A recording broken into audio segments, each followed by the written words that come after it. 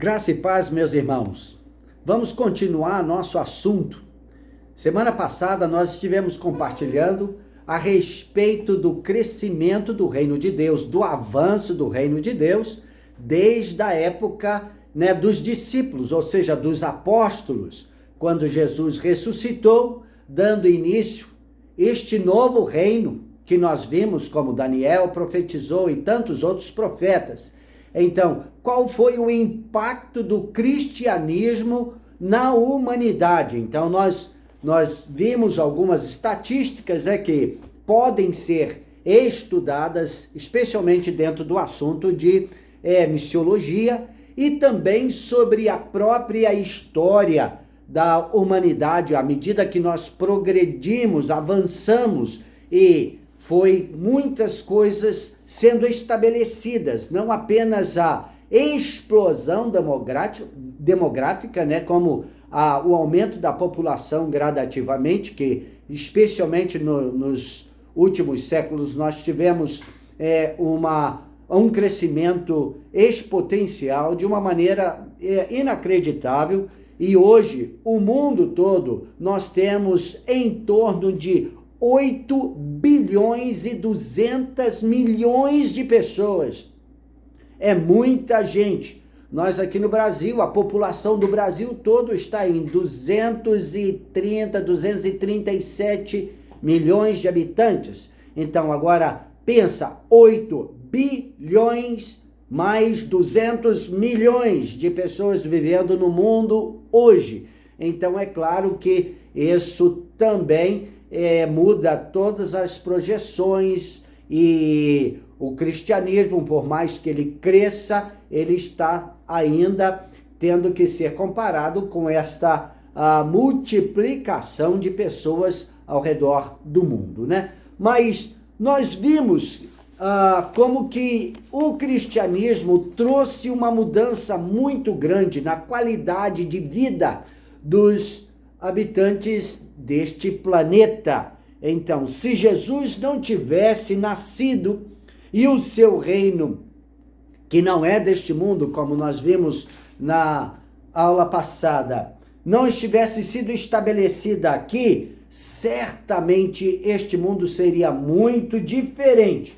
Seria, como nós vimos, mais violento e cruel, mais tenebroso, ou seja, as trevas iriam imperar de uma maneira sem precedência, seria muito mais injusto, sem tolerância alguma, e todas aquelas coisas que vocês já ouviram, que eu compartilhei na aula passada. Agora, nós terminamos ouvindo que nós temos em torno de 9 pessoas para cada cristão comprometido com o evangelho nos dias que nós estamos vivendo hoje. E destes 9, dessas 9 pessoas que nós temos em relação aos cristãos, nós vemos que ela se apresenta com uma pequena diferença, uma pequena mudança nesse processo, E eu gostaria de compartilhar nesta aula hoje um pouco mais dessas estatísticas e como nós podemos entender melhor isso que nós estamos vendo, Meditando, refletindo, especialmente com o objetivo de, primeiro, trazer encorajamento para nós cristãos, o entendimento de que o reino de Deus, sim, está avançando, está crescendo, está se espalhando, tomando conta desses 4 cantos da terra. E não apenas isto. O outro objetivo é o que nós ainda precisamos fazer. O que está em nossas mãos para realizarmos como cristãos comprometidos com o reino de Deus? Qual é o papel da igreja? E quando eu falo a igreja, eu não estou falando A, B ou C, alguma denominação específica, mas a igreja, conforme eu entendo, são todos aqueles que são lavados e remidos pelo sangue do Cordeiro, que já foram liberto do império das trevas, agora já não são mais parte deste mundo, mas eles foram transportados para o reino do Filho de Deus, que é o Senhor soberano e Salvador. É isso que eu entendo como igreja. A igreja que Jesus está vindo para buscar. A igreja que é sal e luz sobre este mundo. É esta igreja. Não é nenhuma denominação em particular. Então, como que nós precisamos encarar o desafio que ainda está sobre a igreja em relação a este mundo?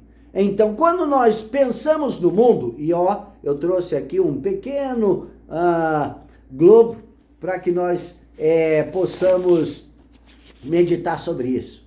Então, a população do mundo, 8 bilhões e 200 milhões de pessoas estão espalhadas por aqui, né? Como nós entendemos. Em relação ao Evangelho, como que este mundo hoje se apresenta? Então, se fosse possível aqui, e não dá exatamente porque existe em alguns lugares uma concentração de terra, em outros dentro do globo é mais água, né, os mares, etc. Mas a população da Terra está espalhada nesses lugares sólidos, que nós chamamos de continentes e também das ilhas, né? Então, como que este mundo, essa população toda se apresenta em relação ao Evangelho? Basicamente, essa população da Terra se divide em 3 grupos. 3 grupos em relação à igreja, em relação ao Evangelho. Então, nós temos o grupo dos cristãos. E representa 33%. E eu gostaria que você, se estiver anotando, faça aí uma marca, né? O mundo C. A gente pode até entender como mundo C de cristãos, mas na realidade aqui, o mundo C, o mundo que nós compreendemos como sendo cristão, representa 33% da população deste mundo. Então, estes nós já sabemos, como o próprio grupo é denominado, pessoas que já tiveram um encontro com o Salvador, Jesus Cristo, e eles se decidiram por se tornarem cristãos, abrindo espaço no seu coração para Jesus, né?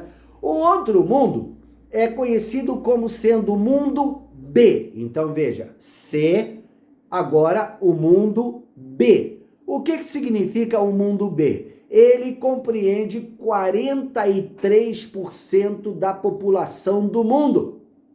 Então, é um bocado de gente, é mais pessoas do mundo B do que nós encontramos no mundo C, o mundo cristão. E o que significa o mundo B? São aqueles que já ouviram o Evangelho, mas, por enquanto, não receberam o Salvador no coração. Ou seja, tem bastante da influência cristã para estas pessoas.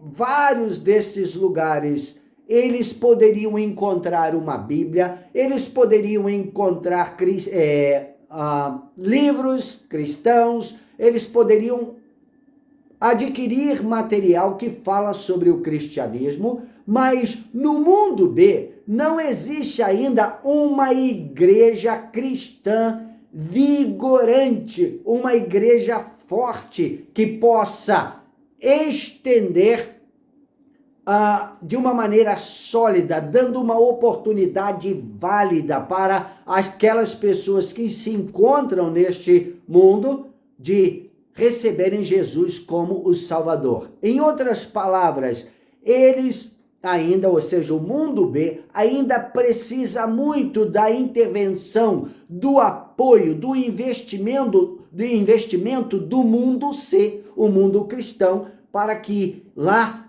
seja plantadas igrejas sólidas, igrejas vigorantes, igrejas cheias do Espírito Santo, para trazer a realidade dos céus, do reino de Deus, como testemunho vivo para aquelas pessoas, né? Então, é um mundo que está sendo bastante visitado pelas igrejas. Muitos missionários estão trabalhando no mundo B com o objetivo de trazerem um testemunho vivo através de suas vidas pessoais a respeito de Jesus ali. Então, é um mundo que ainda precisa do apoio da igreja de uma maneira vigorosa, né? E aí nós temos a terceira parte deste mundo, que nós chamamos de mundo A. Então, mundo A, mundo B, mundo C. Só que nós começamos do C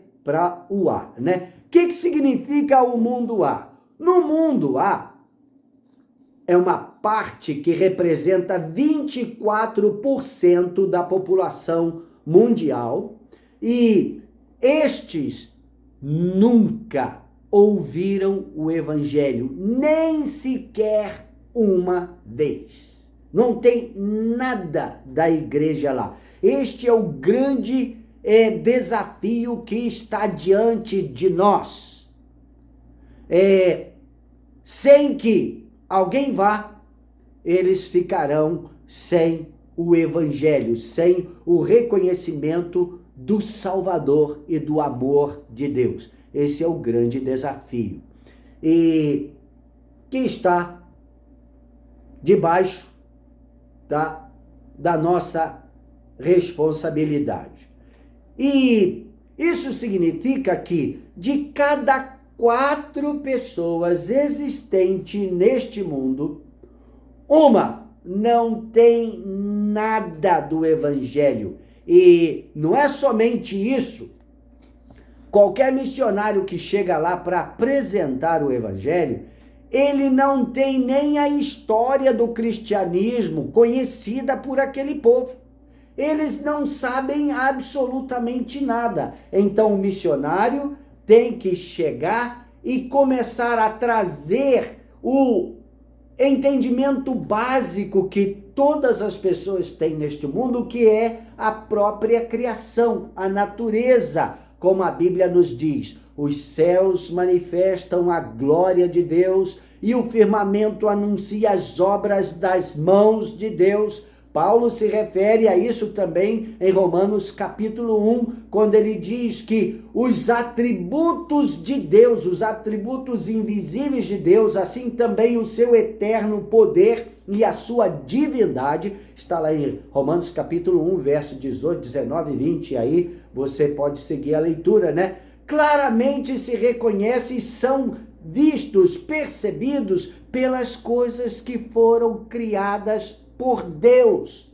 Então as pessoas têm esse testemunho vivo da natureza. Então o missionário, o pastor, o cristão que visita o mundo A, ele, para compartilhar a sua fé, ele vai ter que lançar mão da teologia natural, ou seja, os elementos básicos que mostram Deus, que apelam também para a fé, e isso está na própria natureza. E a partir daí, criar uma base, um fundamento para desenvolver o entendimento, a compreensão daqueles ouvintes a respeito do amor de Deus, que deu o seu Filho unigênito para que todo aquele que nele crer não pereça, mas tenha a vida eterna. Esta é a situação que nós hoje nos encontramos, e esse é o maior desafio missionário que nós temos. Então, quando eu falo que uma de cada 4 pessoas não tem nada do evangelho, eu também estou me referindo à Bíblia, a palavra de Deus, escrita, traduzida por tantas línguas, mas nestes 24% da população do mundo não tem nada da Bíblia, nada. Então, o missionário tem que trabalhar nessas bases com o objetivo de estruturar a fé dessas pessoas. Eu já conheci alguns, já visitei alguns povos assim que não tinham nada da palavra, não tinham conhecimento cristão nenhum, e os missionários chegaram, plantaram igreja no meio deles. Quer dizer, primeiro, antes disso, tiveram que conviver, aprender a cultura, aprender a língua, depois introduziram o evangelho, e com a graça de Deus, com o amor de Deus, Deus é tão maravilhoso que ele deixou uma janelinha aberta para a penetração do evangelho, para a apresentação do evangelho em todas as culturas. Então, mesmo no mundo existem ali algumas brechas colocadas pelo próprio Deus para que o evangelho seja apresentado nestes lugares, né? Então, se você é curioso, eu sugeriria que você procurasse um livro que está traduzido em português, e em português o título deste livro é O Fator Melquisedeque. Em inglês, né, tem outro título que eu gosto mais, que diz A Eternidade em Seus Corações. Mas por causa daquele personagem que nós vemos lá em Gênesis, né, Melquisedeque, os tradutores desse material aqui para o Brasil deu este nome, o fator Melquisedeque, ou seja, alguém que vivia numa cultura totalmente separada, totalmente pagã, mas tinha uma revelação de Deus ao ponto de se tornar um sacerdote do Deus Altíssimo, que abençoou a Abraão. Você pode checar isso lá em Gênesis, né? Logo nos primeiros capítulos fala sobre o chamado de Abraão, e depois, quando ele saiu, especialmente para guerrear contra aquela situação lá de Sodoma e Gomorra antes de ser destruída, e Melquisedeque o abençoou. Então Melquisedeque é uma revelação de Deus através da natureza, que realmente transformou a vida daquele homem, e ele é citado tanto lá em Gênesis como também em Hebreus. Então, isso é o que está disponível lá no mundo e que nós precisamos aprender a manusear, a explorar, para trazer a mensagem do evangelho. Hoje, o maior desafio que nós temos é providenciar a palavra de Deus, traduzir a palavra de Deus para estas línguas que não tem nada de revelação. E já chegamos à conclusão que vai ser impossível que nós tenhamos a Bíblia escrita nessas línguas, porque a grande maioria dessas línguas não são escritas, são orais. É um povo oral. Então, tudo que é passado, ensinado para eles, é através da oralidade, do contar histórias, da dramatização. Isso sempre fez parte do mundo inteiro. A Bíblia que nós temos, que foi escrita no iniciozinho por Moisés, mas lá de Adão até chegar a Moisés, tudo era através da oralidade. Nós temos, por exemplo, o livro de Jó. Eu não sei se você já foi curioso o suficiente para procurar saber, né, onde Jó se encaixa dentro da cronologia bíblica. O livro de Jó está como lá no iniciozinho de Gênesis. Ele não aparece ali antes de Salmos, no contexto de tempo histórico da humanidade. Não, está ali. Mas aconteceu, a história de Jó aconteceu antes de Abraão, ou, no máximo, ele foi contemporâneo de Abraão. Então, aquela história era contada de pais para filhos, para netos, para bisnetos, e assim ia passando de gerações, chegando até Moisés, que tudo indica foi ele que escreveu o livro de Jó. Ou seja, ele não viu nada, ele sabia das coisas que ele ouviu através dessa cultura de oralidade, né? Então, nós temos esse desafio de trazer a revelação das Escrituras para estas línguas. Então, nós já vimos aqui que uma de cada 4 pessoas não tem nada do Evangelho. E estes, eles se mantêm longe do cristianismo por algumas barreiras. Então, nós vemos que tem várias situações que podem provocar isso, mas, por exemplo, governos totalitários, nacionalismo ferrenho, governos anticristãos. São barreiras que impedem que missionários vão até essas pessoas e também impedem que essas pessoas tenham acesso à cultura ocidental. Então, muitos desses lugares, eles não têm acesso nem à internet, nada. Então, eles ficam assim como que isolados, não apenas fisicamente, mas também intelectualmente. Eles não são expostos a outras influências. Então, nós temos alguns exemplos que nós poderíamos citar hoje. Por exemplo, a Coreia do Norte mantém a sua população totalmente isolada do mundo.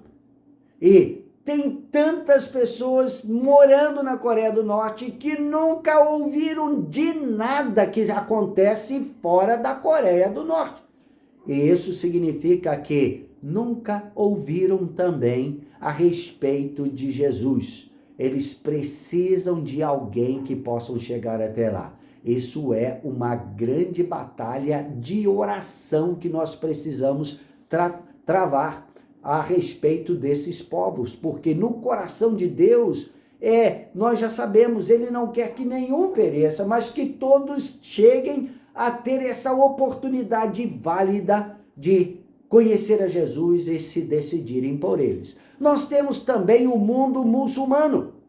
Então, o bloco muçulmano é uma religião totalitária e eu sei que muitos estão se abrindo hoje, está havendo um crescimento do cristianismo entre o mundo islâmico sem nenhuma precedência antes na história e, segundo as informações que eu tenho recebido do campo missionário, a igreja hoje, que em termos de percentagem pela população, mais está crescendo no mundo, acredite, é no Irã.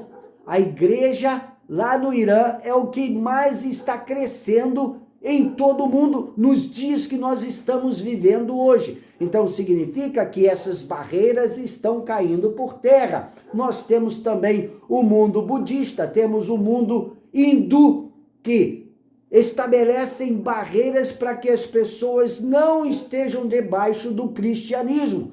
Então, nós precisamos de missionários que possam trabalhar nesses lugares e tem que ter um amor por Deus e pelos perdidos acima da sua própria vida, porque qualquer um que vá para lugares assim corre o risco também de não voltar. Outras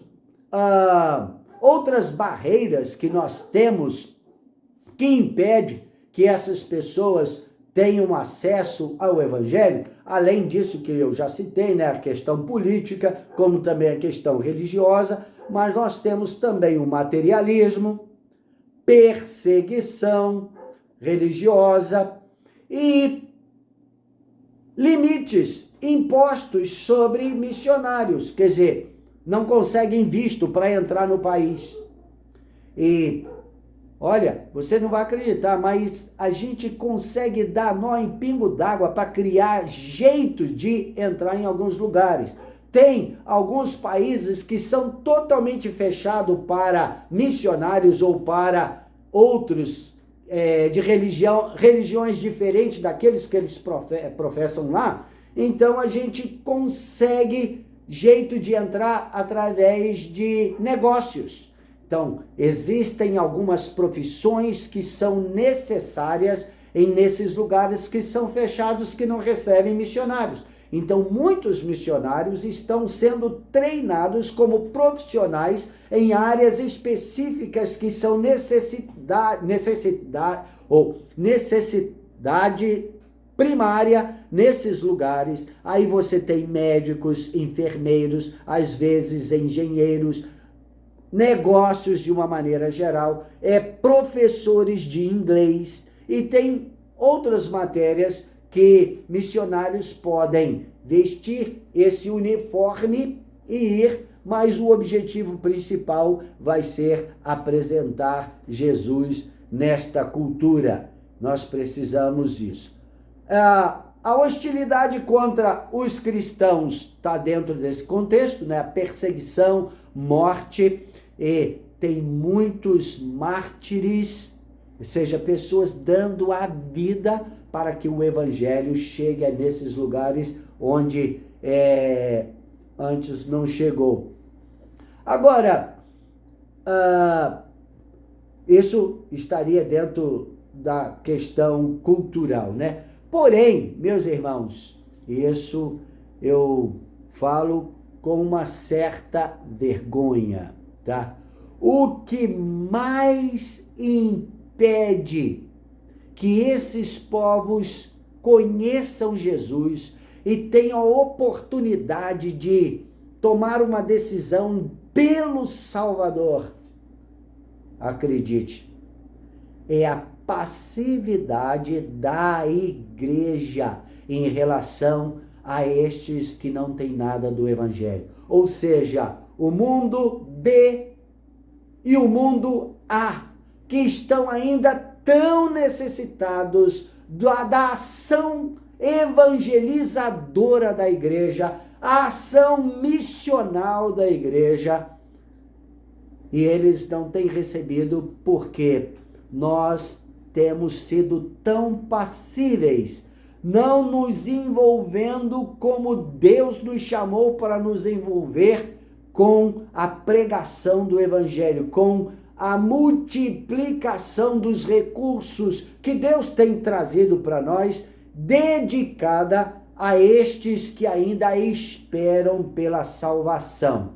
É a nossa passividade, o não envolvimento da igreja que tem mais negado a chance destas pessoas ouvirem o evangelho. E eu vou te dizer, neste ponto, nós temos muito que nos arrependermos dessa passividade, de não estar amando aquilo que Deus ama. Nós encontramos lá no livro de Lucas, né? Deus falando que ele veio para buscar e salvar o perdido.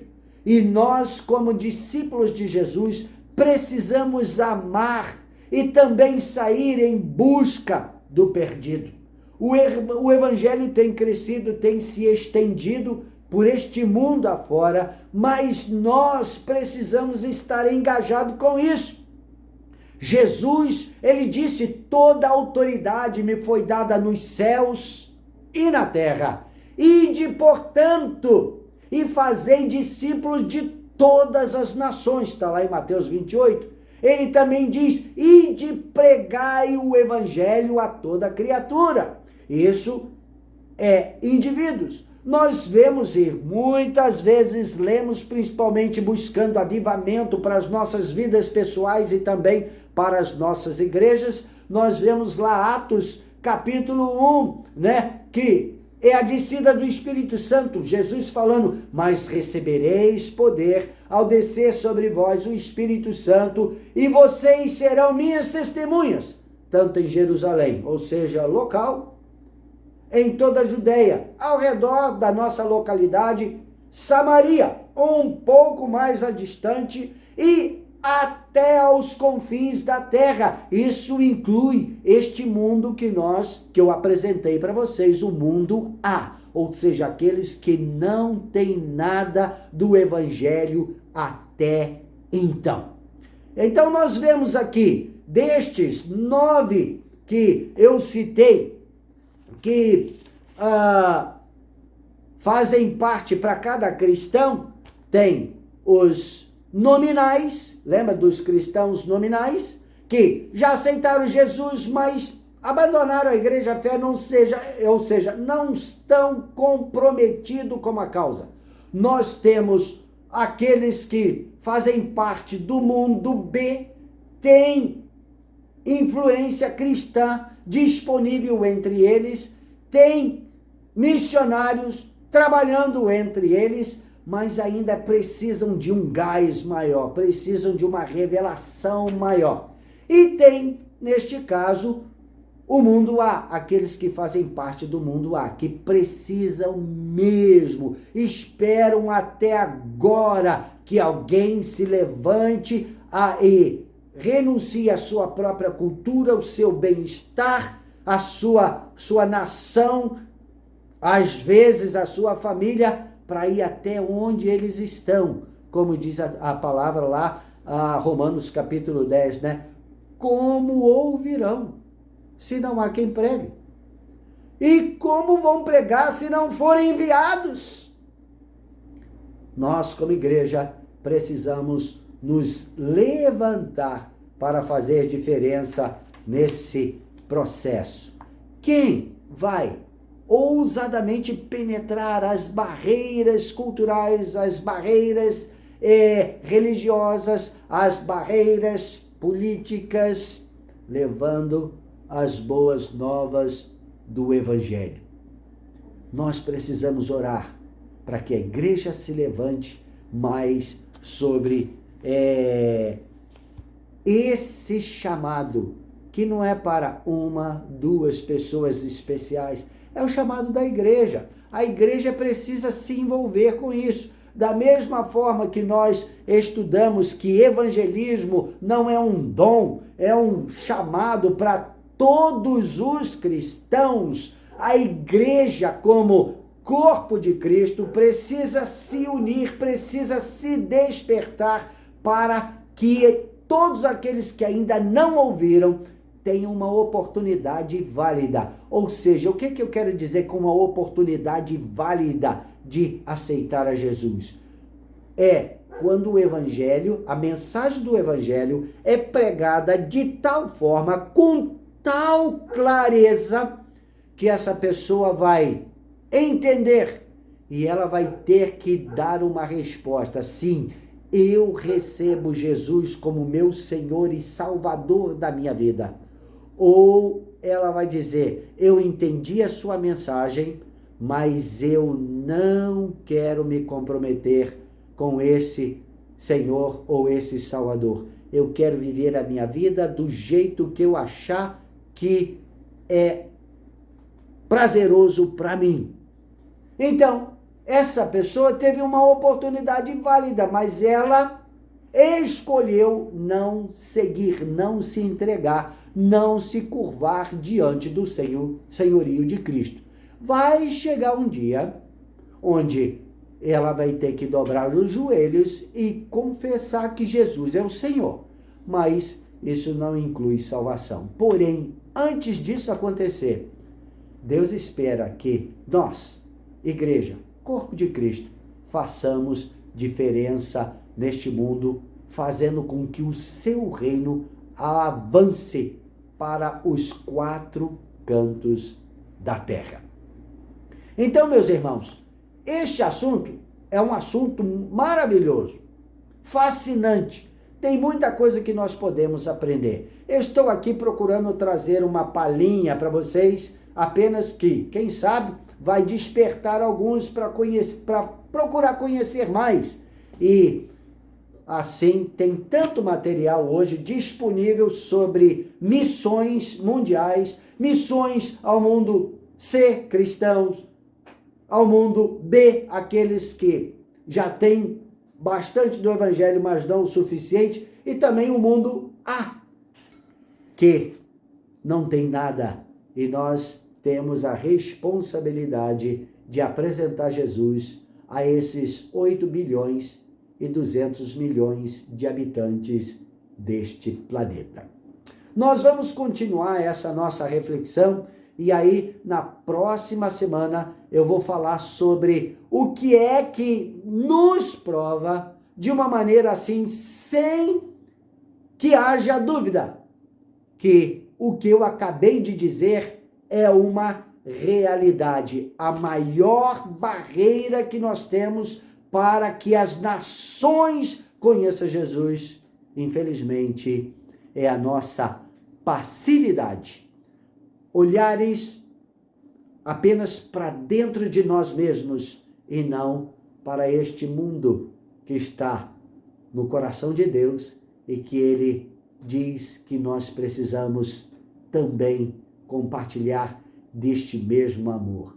Deus amou o mundo de tal maneira que deu o seu Filho unigênito para que todo aquele que nele crer não pereça, mas tenha a vida eterna. E nós somos embaixadores deste reino dos céus. Nós somos chamados de sal da terra, nós somos chamados de luz do mundo, nós somos chamados de sacerdócio real. E o nosso objetivo, nossa responsabilidade é fazer com que venha o teu reino, seja feita a tua vontade aqui, neste planeta, assim como ela é feita nos céus. Que Deus nos abençoe e que o seu coração esteja sendo aquecido com esta matéria, com esse assunto.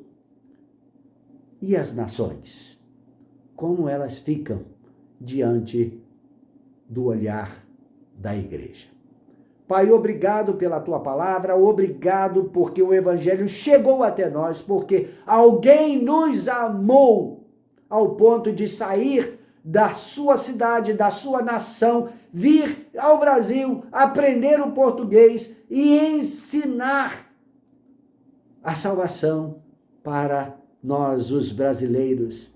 E hoje nós podemos desfrutar do teu amor, do perdão dos nossos pecados, ter uma vida que significa um novo nascimento para a glória e para a eternidade com Deus.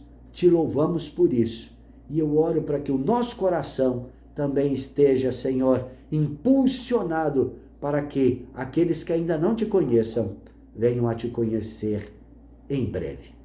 Amém. Deus te abençoe, Deus nos abençoe